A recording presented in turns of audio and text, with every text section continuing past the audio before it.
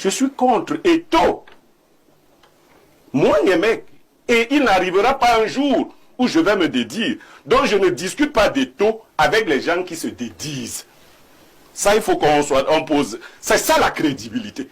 Nous sommes la seule chaîne à avoir attaqué Eto'o, Kamto et Biya et être resté debout.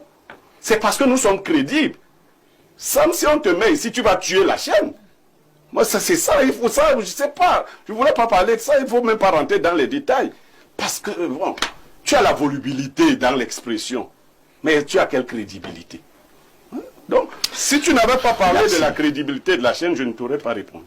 Je ne sais pas si je dois continuer de rester sur votre plateau. Et pourquoi? Lorsque monsieur était en train de s'adonner allègrement à son petit jeu de massacre, vous étiez impassible, vous n'avez rien dit. Donc, si vous l'avez fait, monsieur, je sors. Vous l'avez fait, Sam Sévéran. Vous avez dit que nous sommes en train de perdre la crédibilité. Ça enlève quoi? Si vous voyez, ça c'est le quartier, ça. Oui, mais si vous sortez du plateau, ça nous redonne de la crédibilité. S'il vous plaît, Sam Sévéran, autant vous avez envoyé des coups à M. Niemek, vous ne pouvez pas en prendre. Vous avez dit qu'avec des gens comme Alain, donc Samuel, on perd en crédibilité. Je vous en ai donné. Voilà. Si je vous donne un gars, vous allez faire comment? Maintenant, je vous repasse la parole. Je vous donne un petit biscuit, vous dites des coups. S'il vous plaît. Sam Sévéran, en gros, vous avez la parole. Alors, Sam Sévéran, en gros, au-delà de tout, sans passion, encore moins sans hypocrisie, on pourra quand même dire qu'il y a eu un problème de gestion. On aura un problème de faute de gestion. Non, parfait. Ici, vous savez, en tout début de mon propos sur le sujet, oui, j'ai commencé par vous interpeller en tant que représentant de médias. Parlant de votre média. Parce que je viens d'écouter monsieur Alain Douc qui est régulièrement sur votre plateau. Donc comme journaliste, le journalisme est trop sérieux. Quand il affirme péremptoirement qu'il n'y a pas eu l'excuse facile qu'on veut balancer à l'opinion, constatant le fait qu'il y avait une série de complications à ce qu'on puisse émettre des transactions financières. Il le dit avec emphase, avec un sérieux qui moi me laisse pantois parce qu'il n'a pas pris le temps de vérifier. Il n'en sait rien du tout de cette opération-là, telle qu'elle a été menée. Mais par la suite, il essaie de se rattraper parce qu'il n'y a pas eu le début de commencement d'une faute, puisque les gens qui sont appelés à constater la faute n'ont pas fait ce type de constat. Vous comprenez? Idem pour votre consultant, monsieur Niemek, venons-en. Parce que lui, il fait de l'humour. Si vous continuez dans cette lancée, vous allez perdre en crédibilité. Et lui, il est coutumier du fait. Parlant, surtout du cas de Samuel Eto'o, parce qu'il l'a dit tout à l'heure, oui, comme il a l'habitude de le laisser croire. Comme M. Eto'o n'a pas pris le temps d'aller à l'école. Lorsque les gens allaient à l'école, lui il joue au football, il n'a pas pris de grandes leçons en termes de management. Alors, je vais vous dire très très clairement, on a affaire à un sujet plutôt très brillant. Et là, je vais rentrer dans son propos humoristique de tout à l'heure. Oui, il est bien plus intelligent que quelques intelligents apparents. M. Eto'o parle 10 000 langues à la fois, pour caricaturer, vous le savez. Donc aujourd'hui, il a pris la précaution de ne pas tomber dans une erreur. Nous sommes dans un pays où on dit que les directeurs généraux d'entreprises et d'État ne doivent pas excéder une certaine durée. Ils sont combien aujourd'hui qui sont toujours en poste? 9 ans. Voilà, très bien. Alors, allez-y questionner les différentes fautes de gestion. En matière de fautes de gestion, il y a 10 000 rapports, que ce soit de la CONAC, du compte super ou encore de la Chambre des comptes, récemment de la Cour suprême, de la NIF et tout cela, qui ont fait de gros constats en matière de fautes de gestion sur des entreprises qui relèvent du portefeuille étatique. La FECAFOOT ne rentre pas dans le portefeuille de l'État. Retenez-le une bonne fois pour toutes. Ce sont des fonds privés, d'essence privée. Donc ceux qui doivent faire le constat d'une malversation, je le rappelle, ce sont les membres de l'instance. Il n'y en a pas eu. Donc aujourd'hui, et parlant des fonds de l'État qui ont été décaissés, la FECAFOOT peut en revanche faire l'objet d'une enquête par rapport aux fonds, par exemple, que l'État a débloqués pour la Coupe du Monde du Qatar, par exemple. Je ne sais pas trop, là encore, ils peuvent venir vérifier. Mais les 300 millions, les 300 petits millions russes pour le cas de ce match amical étaient destinés, ce n'était même pas un argent qui devait profiter à la fédération à long terme. C'était destiné à la couverture des charges liées à l'organisation de la dite rencontre. Et toutes ces charges ont été énumérées et elles ont été couvertes. Avez-vous appris de la part d'un seul joueur la moindre revendication de n'avoir rien perçu? Je termine rapidement. Ouais. Monsieur Eto'o a contre lui aujourd'hui différentes catégories de contempteurs. Je préfère édulcorer parce que je peux utiliser un mot bien plus grave. Il y a d'abord les anciens employés de l'instance qui sont partis pour différentes raisons et qui aujourd'hui se sentent obligés de devenir un peu, on va le dire, des gens qui révèlent aux yeux du monde un ensemble de choses pour mettre en difficulté le président de l'instance, de qui ils n'ont plus reçu un ensemble de privilèges. Le cas de Benoît Angba. Benoît Angba n'était pas un excellent footballeur, hein, mais c'est M. Eto'o, lorsqu'ils étaient ensemble en Russie, qui le recueille aujourd'hui, lorsque, sorti de la compétition professionnelle, il n'avait plus pratiquement de boulot. Il a permis à Benoît Angba de se retrouver à la coordination générale de sélection nationale, puis secrétaire général adjoint. Monsieur Angba, d'ailleurs, il y a sa signature dans la fameuse transaction. Vous voyez le niveau de confiance qu'il a pu bénéficier de la part du président de l'Afrique. Alors, regardez ce qu'il voulait dire en filigrane, Sam Severa. En filigrane, il y a les ex-employés. Eto'o est également victime de beaucoup de trahison. Oui, bien sûr, bien sûr. Il y a donc une deuxième catégorie de ceux qui ont des ambitions tout à fait légitimes à la limite pour la présidence de la Fédération de football. On les connaît parmi quelques anciens footballeurs également. Ils sont dans la bataille. Il y a un autre clan autour d'un footballeur qui a bénéficié d'ailleurs de l'accompagnement d'Eto'o pour qu'il puisse éclore à l'international. Il est un gardien de but d'une grande équipe en Europe. Aujourd'hui, il y a autour de lui, moi je ne vais pas citer les contemporains, mais il a autour de lui une constellation. Oui, mais je suppose que vous parlez des faits. Moi je prends quelques précautions pour ne pas vous mettre en difficulté. Non, mais je vous donne rassurez, vous ne me mettrez pas en difficulté. Je vous donne donc des pistes. Ce gardien de but, c'est qui? Voilà, donc de toute façon, passons. C'est Ongadji? Non, pas Ongadji. Parfait, ici. Il y a la quatrième catégorie, plus nombreux, des militants de partis de l'opposition, parce que M. Eto'o, vous avez suivi, votre consultant dit qu'il sera, M. Eto'o sera la mascotte de Paul Biya à la prochaine campagne. De telles affirmations insidieuses qui tendent à jeter l'opprobre sur un garçon qui a beaucoup de choses, qui a reçu beaucoup de choses. Il faut souvent qu'on reconnaisse que Dieu donne en chacun de nous une quantité de choses. Et en termes de grâce, il a été touché par la grâce. Donc, ils sont donc nombreux aujourd'hui parce qu'ils payent le prix de ce positionnement aussi politique, parce qu'il a dit qu'il reste un enfant de la République. Et tout ce monde-là, toute cette constellation se constitue donc pour trouver des choses, malheureusement ou bien fatalement aujourd'hui, qui ne sont pas étayables et justifiables concrètement. Il faut aller chercher autre chose que le type de malversation auquel on veut nous embarquer aujourd'hui, parce que par le passé, on n'a jamais entendu le nom de M. Samuel Eto'o dans des types de détournement d'argent de ce niveau-là. Très bien.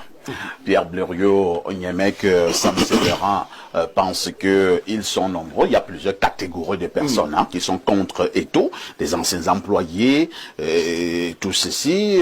Certainement également donc quelques personnes qui veulent simplement ternir son image en parallèle avec l'aspect politique. 2025 octobre, c'est demain, et tout, et rien à voir avec la gestion de M. Eto'o. Alors, moi, je me serais bien gardé d'être le commentateur de la pensée de M. Sam Severa Ango. Mais Sam Severa Ango a attiré votre attention et il faut en tenir le plus grand compte sur la crédibilité de votre chaîne. Ouais. Lorsque vous avez des invités permanents, comme Alain Douk, qui, sans avoir suffisamment fouillé, vient faire des affirmations de manière péremptoire sur une banque dont il ne connaît pas grand-chose. Il a attiré votre attention sur votre consultant. Et le plus important, c'est qu'il vous a dit que ça... l'autre, parce que c'est des Sam, hein, l'autre aussi c'est Sam. L'autre Sam est très intelligent. Il parle 1000 langues. Dans un cours de Simon Ebinet, 2 médecins, il nous enseigne que la faculté de la mémoire est souvent manifestée au plus haut niveau chez ceux qui ont moins d'intelligence. Voilà. C'est-à-dire que si vous allez dans le Grand Nord, là, les griots, c'est des gens qui ont une grande mémoire parce que l'intelligence étant réduite, la mémoire est plus grande. Vous comprenez? Donc c'est le signe qu'on n'est pas intelligent quand on parle beaucoup de langues. Faut le savoir, première chose. Deuxième chose, parlant de la crédibilité de la chaîne. Votre chaîne vient d'être frappée au niveau de sa crédibilité quand vous avez quelqu'un comme Sam Severa Ango comme invité. Comment ça? Oui.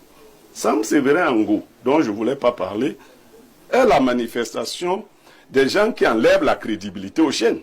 Vous connaissez une chaîne à laquelle Sam Séverin a donné de la crédibilité? Quand vous recevez un type comme Sam Séverin, on ne vous prend pas au sérieux. Ah bon? On ne vous prend pas au sérieux. On vous prend pour un flagornant. On vous prend pour quelqu'un... Bon, Sam lui-même, quand il s'écoute, lui-même Sam, quand il s'écoute, c'est vrai, il ressemble à l'autre Sam, mais quand il s'écoute, est-ce qu'il se retrouve? S'il n'y a personne qui a été plus véhément contre tout, moi je ne vais pas rentrer dans leur guéguerre là. Est-ce que je sais que Sam a des enfants. Qu'est-ce qu'ils lui disent à la maison? Papa, on t'a écouté hier. Moi je suis constant, moi le consultant. Je suis contre Eto'o. Moi, les mecs, et il n'arrivera pas un jour où je vais me dédire. Donc je ne discute pas d'Eto'o avec les gens qui se dédisent. Ça, il faut on pose. C'est ça la crédibilité. Nous sommes la seule chaîne à avoir attaqué Eto'o, Kamto et Biya et être resté debout.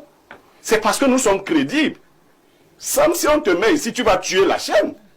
Moi, c'est ça, il faut ça, je ne sais pas. Je ne voulais pas parler de ça, il ne faut même pas rentrer dans les détails. Parce que, bon, tu as la volubilité dans l'expression, mais tu as quelle crédibilité? Donc, si tu n'avais pas parlé de la crédibilité de la chaîne, je ne t'aurais pas répondu. Je ne sais pas si je dois continuer de rester sur votre plateau. Et pourquoi? Lorsque monsieur était en train de s'adonner allègrement à son petit jeu de massacre, vous étiez impassible, vous n'avez rien dit. Donc, si vous l'avez fait, pas, hein, monsieur, je sors. Vous l'avez fait, Sam Séverin. Vous avez dit que nous sommes en train de perdre la crédibilité. Ça enlève quoi? Si vous voyez, ça c'est le quartier, ça. Oui, mais si vous sortez du plateau, ça nous redonne de la crédibilité. S'il vous plaît, Sam Séverin, autant vous avez envoyé des coups à M. Niamek, vous ne pouvez pas en prendre. Vous avez dit qu'avec des gens comme Alain, donc Samuel, on perd en crédibilité. Je vous en ai donné.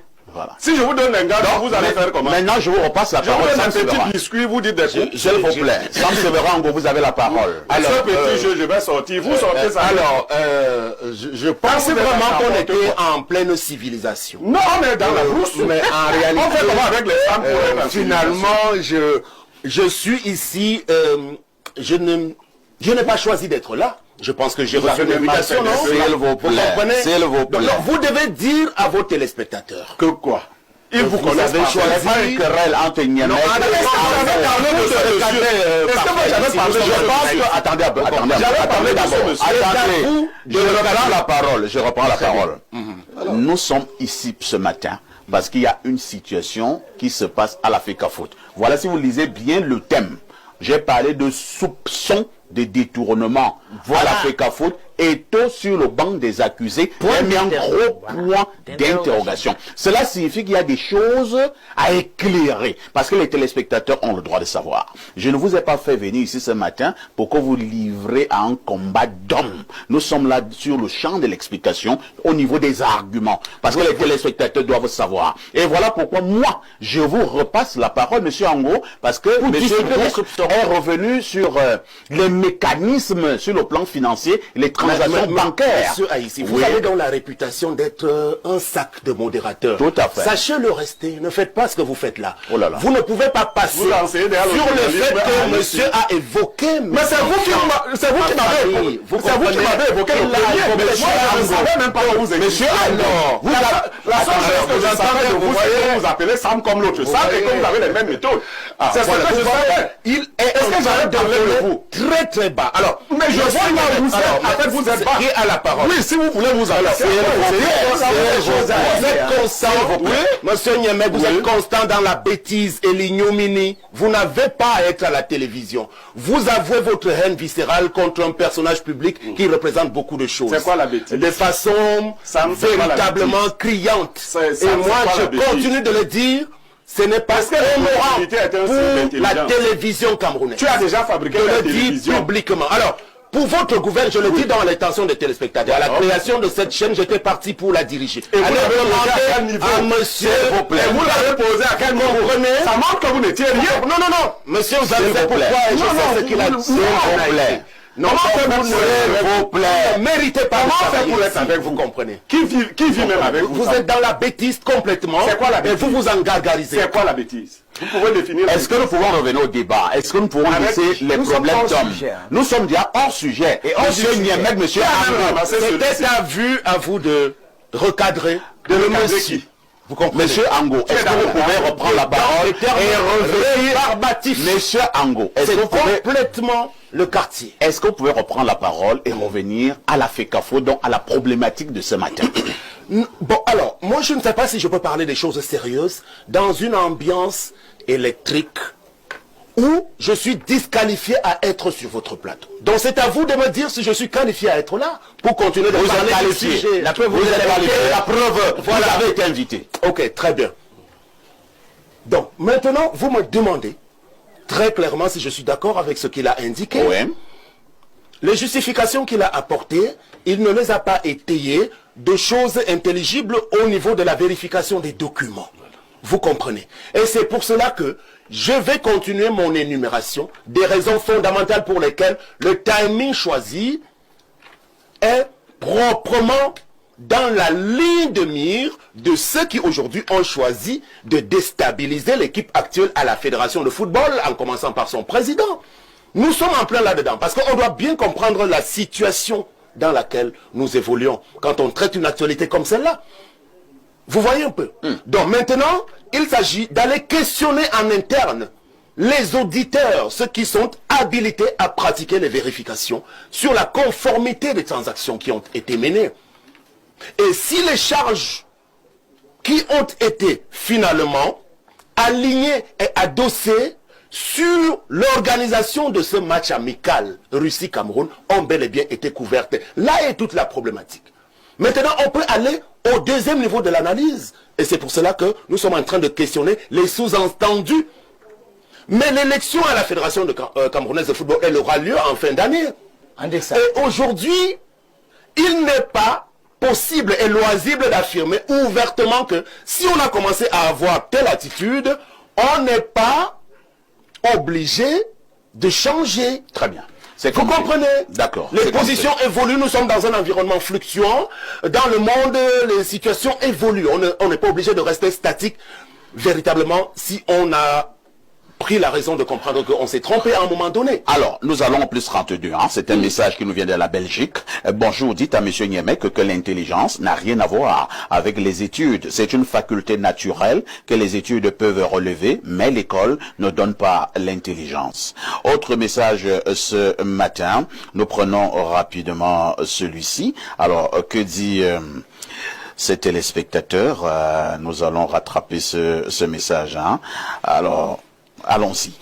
Bonjour, parfait. Je ne sais pas pourquoi on ne peut pas laisser Eto'o tranquille. Il est impossible de rouler dans la ville de Yaoundé aujourd'hui. Pas de route. On grade les rues partout et on abandonne. L'avenue Kennedy ressemble à quoi aujourd'hui? Après 60 ans. Niemek ne peut pas s'acharner sur le maire de la ville de Yaoundé. Monsieur Niemek est...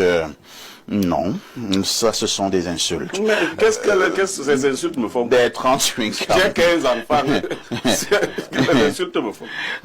Des 35 ans au sortir de ce programme. Selon vous, qu'est-ce que l'on retient sur la gestion financière qui a été faite de ce match amical? Eto'o non coupable ou bien coupable? Eto'o fils non coupable. Très bien. Eto'o fils victime d'une jalousie, parce que nous sommes dans un pays où seules les personnes moyenâgeuses qui ont subi l'usure du temps, qui sont dans un panier à crabe, ont le droit de réussir. Au Cameroun, quand tu es jeune, tu as la merci des oubliettes. Ou tu es homosexuel, tu es franc-maçon, ou tu es dans des choses compliquées pour que tu aies gain de cause. D'ailleurs, même au Cameroun, pour être maire, il faut avoir un certain âge, pour avoir un titre foncier, il faut avoir au moins 40 ans. Donc, au Cameroun, quand tu es jeune, tu es sûr que la seule certitude pour toi, c'est l'incertitude. Samuel Eto'o fils est victime de la jalousie. Il peut avoir quelques vices quelque part, il n'est pas parfait. Mais si on prend par exemple le bilan du renouveau 43 ans plus tard, vous vous rendrez compte qu'on a fait 43 ans d'enfer. Lui n'a que fait 5 années à l'Africa Foot et tout le monde est content. Allez demander aux footballeurs. Merci. Hein. Je vous amène à partir...